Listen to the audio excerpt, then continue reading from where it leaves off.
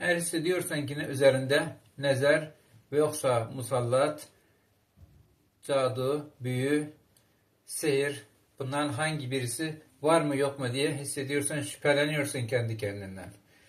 Ama nasıl teşhis yapacağını bilmiyorsun. Sadece benim dediklerimi yap.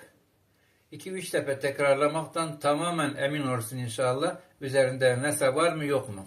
Sadece böyle otur. Bu elleri dizlerin üstüne koy. Gözlerini kapat. Fatiha surasını bir 10 dakika kadar tekrar ile. Bir 10 dakika Ayet-i Kürsi ve yoksa Zelzele surasını tekrarla. Sonra da Falak surasını tekrarla. Ve bu suraları yani başkalarını da tekrarlamak olur. Bir yarım saat kadar okumalar yap. Sen duyacağın bir şekilde. Yani sesli olarak okumalar yap. Gözün kapalı olarak. Bak bedeninde hangi tepkiler, hangi simptomlar çıkacak. Neler hissedeceksin içinde, bedeninde. Atmalar, ağrılar, sızlama, parpazlama, titremeler bedeninde. Ve yoksa mide bulantısı. Ve yoksa kusmak isteği gelir. Baş dolanması gelebilir. Gözüne bazı şekiller görükebilir. Hangisi simptom görükse istersen bizimle yazabilirsiniz. Ve yoksa da herhangi bir rukyeci hocaya bu olan simptomları söylersiniz.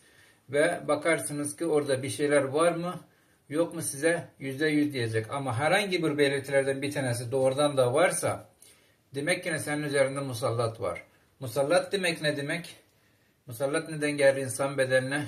İntikamdan gelebilir, korkudan gelebilir, büyüden, sihirden gelebilir ve yoksa da günahlardan da gelebilir.